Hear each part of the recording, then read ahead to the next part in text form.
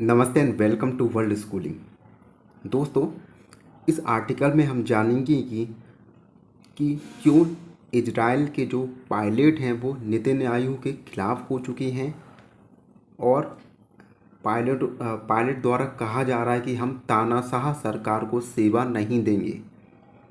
तो जानेंगे हम इस पूरे मामले को। तो सबसे पहले इजराइल के प्रधानमंत्री बेंजामिन नेतन्याहू को न्याय सुधार बिल पर भारी विरोध का सामना करना पड़ रहा है। इन्होंने बेंजामिन नेतन्याहू ने एक न्याय सुधार बिल पारित किया है और तो जैसे ही वो बिल पारित हुआ, बहुत सारे लोगों के द्वारा इस बिल का विरोध हुआ है। विरोधियों का कहना है कि वे सुधार के नाम पर न्यायपालिकाओं पर कब्जा करना चाहते हैं।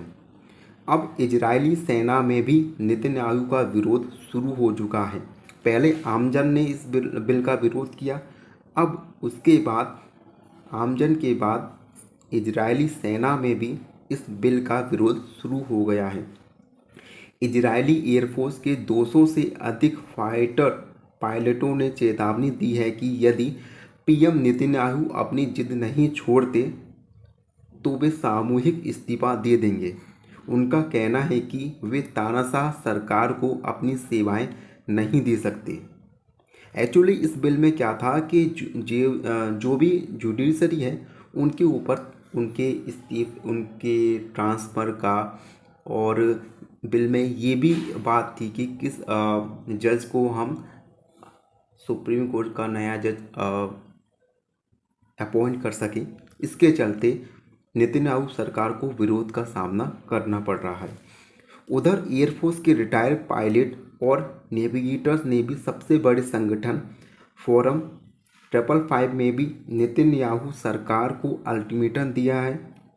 1700 लोगों के हस्ताक्षर वाले पत्र में कहा है कि वे सरकार की न्याय व्यवस्था में हस्तक्षेप के खिलाफ हैं। सरकार नहीं मानी तो वे वॉलंटियर सर्विस देना बंद कर देंगे। माना जा रहा है कि बड़े पैमाने पर एयरफोर्स के रिजर्व पायलट इस्तीफा देते हैं तो इजराइल की सैन्य क्षमता प्रभावित हो सकती है। किसी भी देश की सैन्य क्षमता उनके पायलट, उनके सैनिकों के होने पर निर्भर करती है। उसके बाद फाइटर पायलट एलिट कमांडो बोले नेतन्याहू फैसला वापस लो। इसके बाद कई senior fighter pilot, elite commando और साइबर इंटेलिजेंस स्पेशलिस्ट ने कहा है कि अगर सरकार ने फैसला नहीं बदला तो वे काम नहीं करेंगे। उन्होंने सरकार को इस महीने के अंत तक डेडलाइन दी है कि वे अपना फैसला वापस लें। तभी 1 दर्जन से ज़्यादा लोगों ने इस्तीफा अपना सीनियर्स को भी दे दिया है। सैकड़ों लोग आने वाले दिनों में इस्तीफा देने वाले हैं। इजरायली सेना के 2 वरिष्ठ अधिकारियों ने बताया कि डर है कि अगर रिजर्व जवानों के इस्तीफों का सिलसिला शुरू हो गया तो सुरक्षा के लिए खतरा पैदा हो जाएगा, जिससे इजराइल की सेना की क्षमताओं पर असर होगा। इजराइल की एयरफोर्स को लेकर स्थिति चिंताजनक हो सकती है। रिजर्व बलों के जवानों के इस्तीफे के बाद सक्रिय जवानों को भी अपने फैसले पर पुनर्विचार करना पड़ेगा। तो इजराइल में ये बहुत बड़ा कलेश चल रहा है अभी। मजबूरी, रिजर्व वॉलंटियर पायलटों पर निर्भर है इजरायली एयरफोर्स। वॉलंटियर मतलब होता है कि इजराइल में एक नियम है कि वहाँ पे आम नागरिकों को भी 2 साल की मिलिट्री ट्रेनिंग दी जाती है। बिल का अब ये बिल का विरोध हो ही क्यों रहा है, देखते हैं। जनवरी 2023 में सत्ता में आने के बाद अगले ही दिन पीएम नेतन्याहू की दक्षिणपंथी सरकार न्यायपालिका में सुधार की घोषणा कर देती है। सरकार ने सुप्रीम कोर्ट के जजों के चयन और संसद के फैसलों को बदलने की कोर्ट की क्षमता को प्रतिबंधित करने वाला बिल पेश किया। इस बिल में क्या था कि पहली बार सरकार सुप्रीम कोर्ट के जज का चयन खुद ही कर सकती है अपने मर्जी से। दूसरा था कि सरकार सुप्रीम कोर्ट के द्वारा दिए गए फैसलों को भी बदल सकती है। उग्र विरोध के बाद नेतन्याहू मार्च में समझौते के लिए वार्ता शुरू की।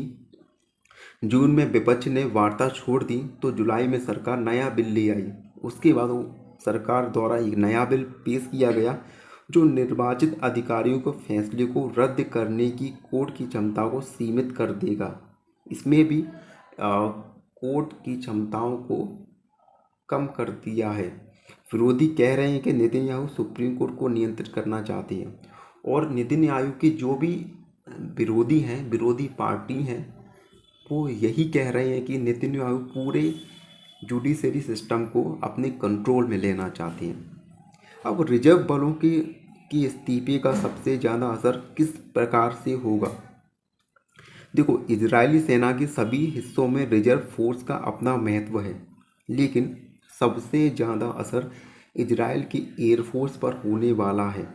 वहाँ की फाइटर स्क्वाड्रन अपने ऑपरेशन के लिए मुख्य रूप से रिजर्व पायलटों पर निर्भर है, जो आमतौर पर सिविलियन काम करते हैं, लेकिन जब भी ज़रूरत होती है तो महीने के कई दिनों पर वायुसेनाओं में सेना देते हैं।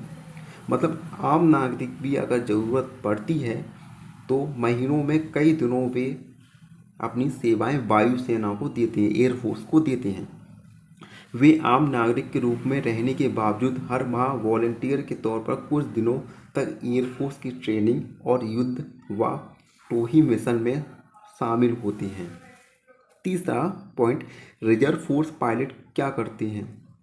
इजरायल के 684 एयरक्राफ्ट हैं और एयरफोर्स में 34,000 सक्रिय जवान हैं। इससे ज़्यादा 55,000 वॉलंटियर रिजर्व जवान हैं। एयरफोर्स के रिजर्व वॉलंटियर पायलट ही गाजा और सीरिया में एयर स्ट्राइक, इजरायल में पेट्रोलिंग, लेबनान और वेस्ट बैंक पर सर्विलेंस जैसे काम करते हैं। इतना ही नहीं, रिजर्व फोर्स के कई वॉलंटियर के पास वायुसेना फुल टाइम जवानों से ज़्यादा फाइटर विमानों और ड्रोन के संचालन का अनुभव है।